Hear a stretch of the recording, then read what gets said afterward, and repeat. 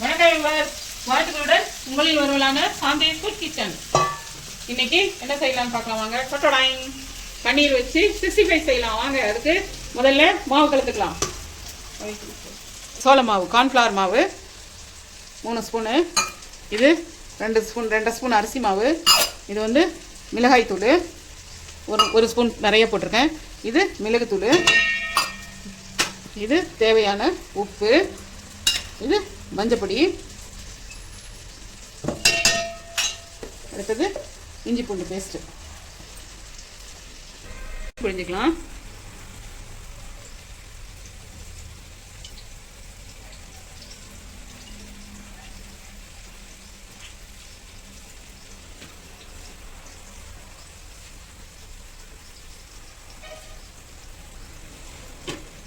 இது இந்த lemon juice, இந்த இஞ்சி பூண்டு பேஸ்ட் கழுவுனது கொஞ்சம் கொஞ்சமாக சேர்த்து நல்லா பைண்டிங் ஆகிற அளவுக்கு தண்ணி சேர்த்தா போதும். ரொம்ப தண்ணி சேர்த்துட்டா ஒட்டாது பன்னீரில், அதனால் திட்டமாக பார்த்து சேர்த்துக்கோங்க.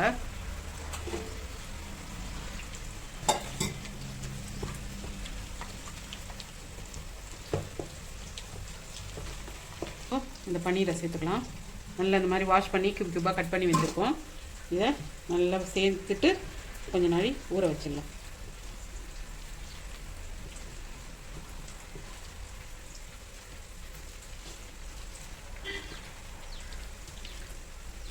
இந்த ஸ்டேஜில் உங்களுக்கு தேவைப்படுறவங்க அப்படின்னாக்கா கலர் பவுடர் போட்டுக்கலாம். நம்ம வீட்டில் தான் சாப்பிட போகிறோம், அதனால் வேண்டாம். அப்படியே நல்லா மூடி வச்சிடலாம், நல்லா ஊறி வரட்டும்.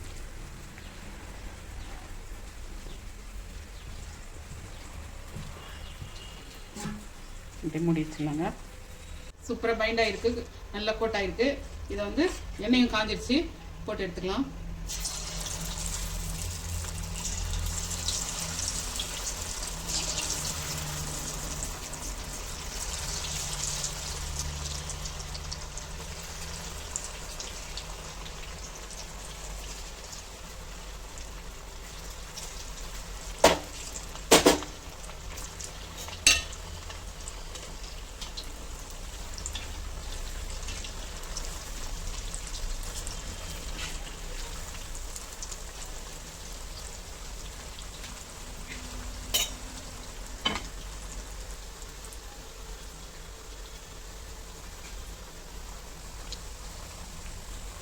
எடுத்தாச்சுங்க. கார்னிஷ்க்கு கொஞ்சோண்டு கருவேப்பிலையும் பொரிச்சு போட்டிருக்கோம். அது மேலே கொஞ்சோண்டு வெங்காயத்தாள் தூவிக்கலாம். பாருங்க, அவ்வளோதாங்க. சூப்பராக இருக்கும் சாப்பிட்றதுக்கு. நல்லா உள்ள கிறிஸ்பியாகவும், உள்ள வந்து மேலே வந்து கிறிஸ்பியாகவும், உள்ள நல்லா பாருங்கள் சூப்பராக ஆவி பறக்கலாம்.